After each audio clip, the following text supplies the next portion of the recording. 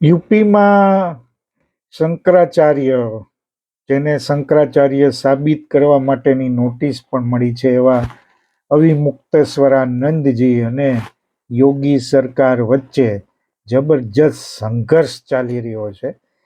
પણ આમાં યોગી આદિત્યનાથ, મુખ્યમંત્રી યુપી, એમણે જે વાર કર્યો છે, શંકરાચાર્ય અવિમુક્તેશ્વરાનંદજીનું નામ લીધા વગર, અને એમાં એક શબ્દનો પ્રયોગ કર્યો છે, કાર્ડ નેમી. આ કાર્ડ નેમી શું છે એની આજે વાત કરવી છે.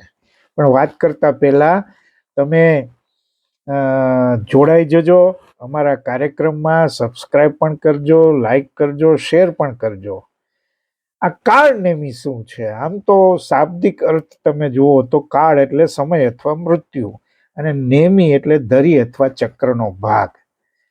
પણ બહુ સરસ ચર્ચા આની ઉપર થઈ શકે એવું છે કે યોગી આદિત્યનાથે આ વિવાદમાં કાળ નેમી એવો શબ્દ ઉચ્ચાર્યો. ભલે શંકરાચાર્યનું નામ ન લીધું, પણ કાળ નેમી એટલે શું? તો છળકપટ અને દેખાવનું આ પ્રતીક છે કાળનેમી. પછી એની વાર્તા ઉપર પણ મારે આવવું છે. રામાયણમાં કાળનેમીએ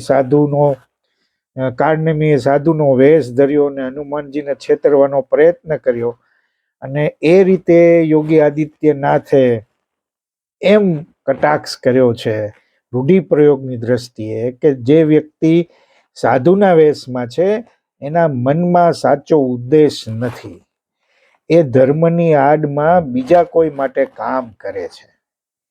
બીજો એક અર્થ એ પણ છે કે રસ્તો ભટકાવનાર અથવા ભ્રમિત કરે.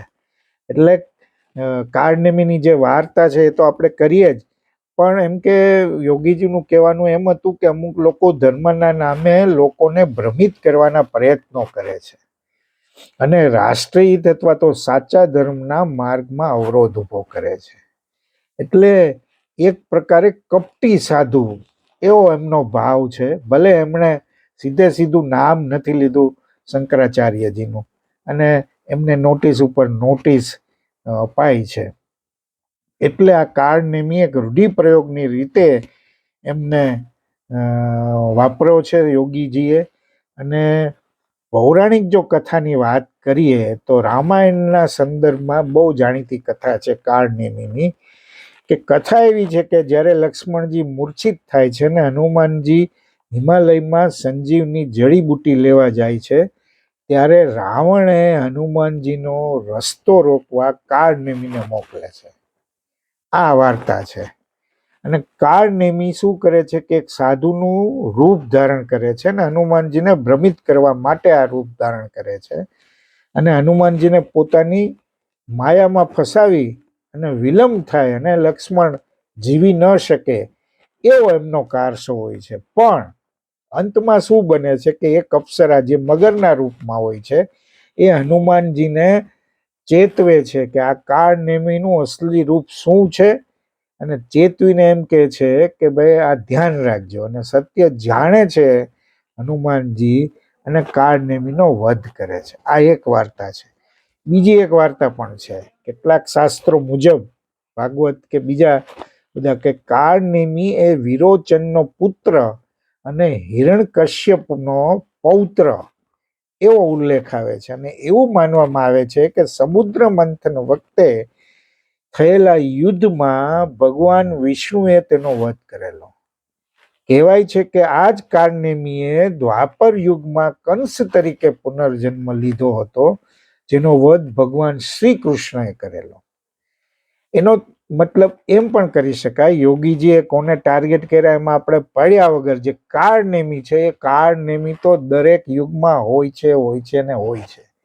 તમારી આસપાસ પણ હોઈ શકે છે કે જે કોઈને કોઈના માર્ગમાં રોડા નાખવા માટે એ કોઈ પણ સ્વરૂપ ધરીને આવે છે. એટલે યોગીજીએ જે કહ્યું હોય એ અવિમુક્તેશ્વરાનંદજી શંકરાચાર્ય છે કે નહીં એ નોટિસનો જવાબ જે આપે એમાં આપણને જરાય રસ નથી. પણ આ કાળનેમીથી ચેતજો. તમારા જીવનમાં પણ એ આવી શકે છે, તમારા સમાજમાં પણ આવી શકે છે, રાષ્ટ્રના માર્ગમાં પણ આવી શકે છે, ધર્મના, અર્થના, બધી જગ્યાએ આવા લોકો હોય છે. એમને ઓળખવાની જરૂર છે. આ સૌથી મહત્વની વાત છે. યોગીજીએ જે રીતે જેને ટાર્ગેટ કર્યા હોય એ યોગીજી જાણે, પણ આપણે તો જીવનમાં આપણને કોઈ ટાર્ગેટ ન કરી જાય એવા કાળનિમિત્તથી ચેતવાની જરૂર છે. આભાર, ફરી મળીશું.